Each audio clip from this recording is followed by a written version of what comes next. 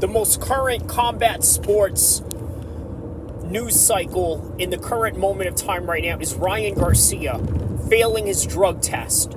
However, there are two stories that are very similar that are quite under the low, and I'd like to kind of shed a light on it for anybody that's willing to listen. So, as you know, Nate Diaz and Mike Tyson are going to face a lawsuit from two people that they had allegedly assaulted. Nate Diaz was the guy that choked out and then slammed to the concrete, allegedly, a Logan Paul lookalike. Mike Tyson was agitated by another passenger on the plane, and as the saying goes, you play stupid games and you win stupid prizes. And that indeed he got. But by the end of it all, it is Mike Tyson and Nate Diaz that are going to suffer the tail end of this whole entire conflict based on a lawsuit. There's a lot of people out there that say the following: well, you should have not messed around with Mike Tyson. And then on the other hand, with the Logan Paul lookalike, they're looking at that guy saying, you know what? You're the one that engaged in combat with Nate Diaz and his entire crew and then got slammed to your head. That's your own fault. Here's the thing. The reality of that, I'm going to tell you the God honest true reality of that.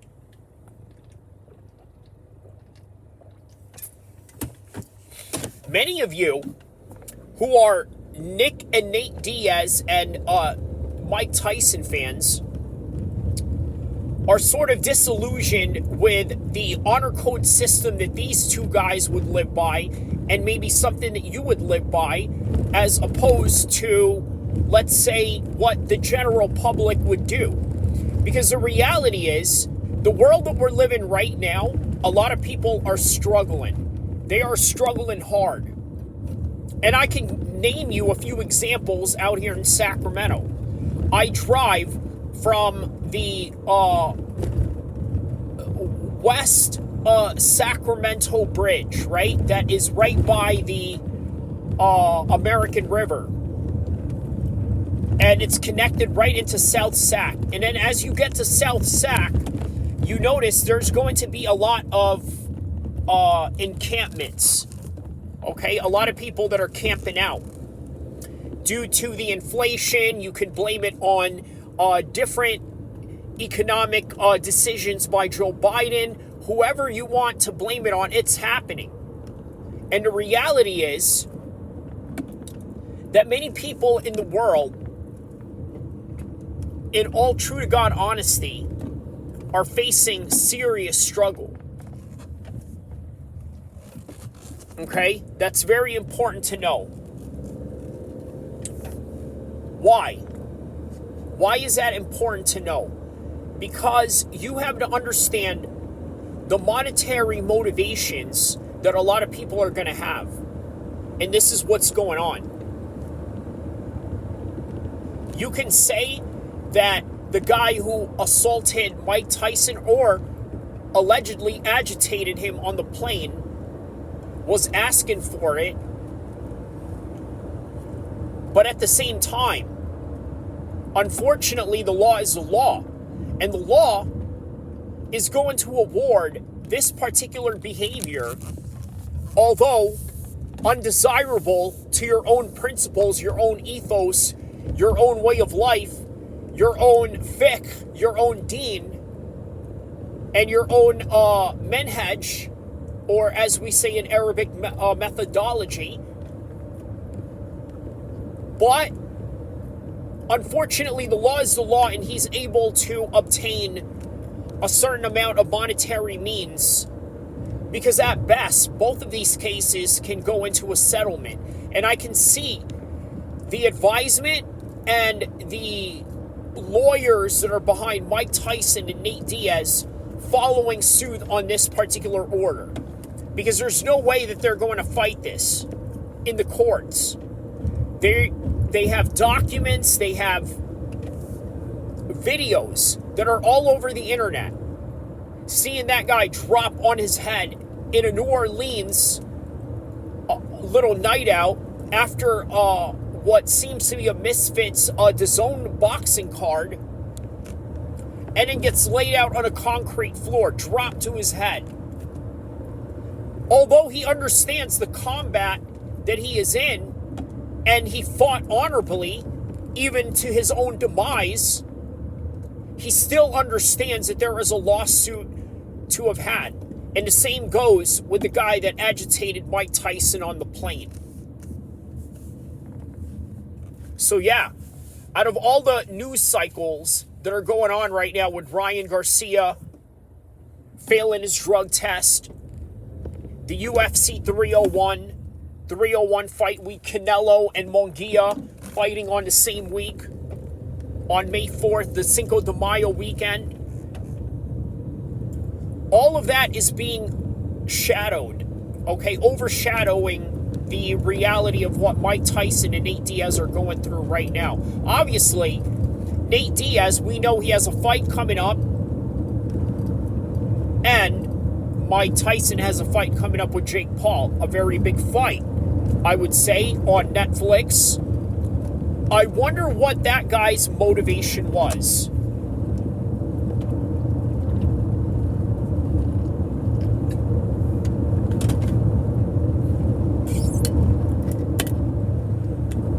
I wonder what his motivation was. I think we know. His motivation is knowing there is a monetary gain in the horizon. Is there? Yes. How and why?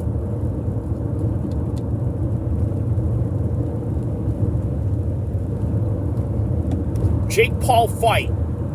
It's a big fight. And then it's Mike Tyson. You put those two together, literally iconic figures of this generation and the older generation, and spanning all generations, it's going to make money.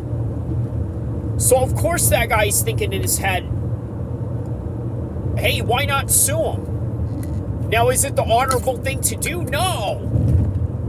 But like I said earlier, there's a lot of people out there that are struggling. And listen, I'm not saying to the point of destitution of what I had mentioned of living in encampments or living in tents.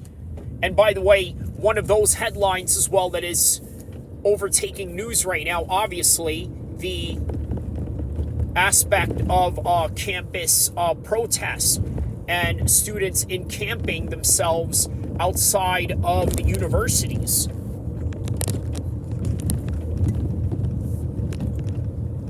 Again, all of that is being overshadowed away from what Mike Tyson and Nate Diaz have to go through for a lawsuit. And I want to talk about that because a lot of people are going to say it's dishonorable for them to do that. They know that. But you got to understand, this is a different level of money. And then on top of that, still take into consideration that a lot of people out there are struggling very badly. Okay? And if they took an opportunity to be able to give themselves a lending hand, a big lending hand, on top of the fact that you're suing a multi-millionaire combat sports superstar in Nate Diaz and Mike Tyson, why not? Now, would someone like me do it? I don't think so. For one, I couldn't see myself getting in a street scuffle with Mike Tyson or Nate Diaz for any particular reason, right? Or in any way to agitate them. But again, you never know. at the same time, I got to be honest with you. Money is not the end-all, be-all of things. It's great being able to pay your bills on time, being able to run your light, electricity, and things of that nature, and then having some more money for vacations and things of that nature, and having decent entertainment at home, right? Whatever it is that you're into, I don't know. I mean, there's other people out there that have hobbies. They like fishing. They like hunting. Okay, obviously MMA is a hobby, even though it's a lifestyle for me, just training every day. But for other people, it's a hobby as well. But whatever your whole niche that you got going on, either way. But I got to be honest with you, once you get to a certain level of money, it's not all about that. But once again, I can't speak for guys that are out there agitating Mike Tyson on the plane. And here's another thing that's to take into consideration. That right there was a business class flight that we had noticed Mike Tyson was in. From the recollection and the memory and data of what I have of that particular incident 2 years ago, I believe that was business class. So why is that significant? For the simple fact that you understand this guy who agitated Mike Tyson came up with some kind of money. So he's either a person that works, who makes a lot of money, or is a person that comes from a privileged position, and either way has a lot of money. So in other words, the guy doesn't have to be poor. He doesn't have to be a destitute. He could just be a guy that knows how to get money in any kind of shape or form. And this is just another hustle.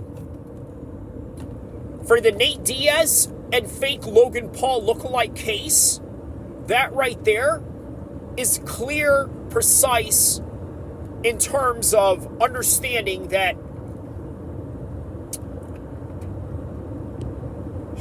it's really just for a monetary gain no matter where he is in his life. Destitute, poor, not poor, middle class, working class, whatever section of life that guy is in, the fake Logan Paul lookalike that Nate Diaz guillotined and slammed to the ground. That guy, he's looking for monetary gains, and so is the other guy that was in a plane with Mike Tyson, who was in business class. And once again, is out on another business venture of suing Mike Tyson for just another monetary gain. So the moral of the story, no matter what class you are in, no matter what type of struggle you have or lack of struggle that you have, and by the way, richer or poorer, you always got to understand that there's always going to be struggle that there is to have in whatever position you're in. Understand that we all, for whatever opportunity comes, will take the bag and the money if we could. But some of us will do it in different ways. And some of them will go out and start a fight on the streets, humiliate themselves, get knocked out, get punched, get beat up, on camera, in front of the world, going viral, and be perfectly okay with it. Be perfectly okay with the humiliation. And by the way, that's something that is not really all the way always talked about. You know what it is?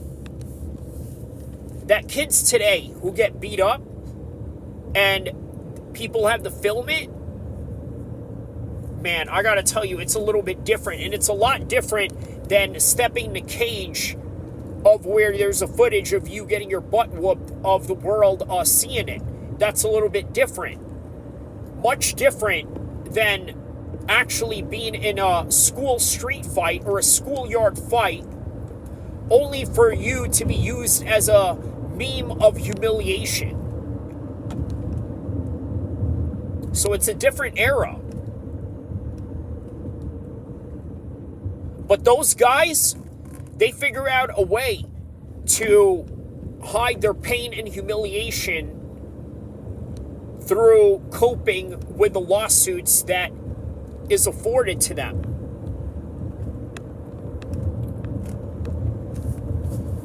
So I'd like you to like and subscribe and watch the rest of my content.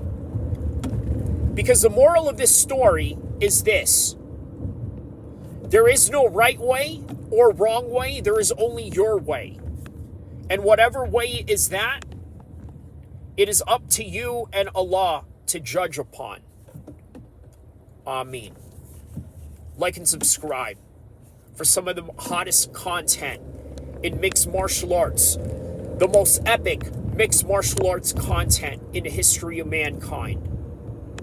Don't forget to like and subscribe once again.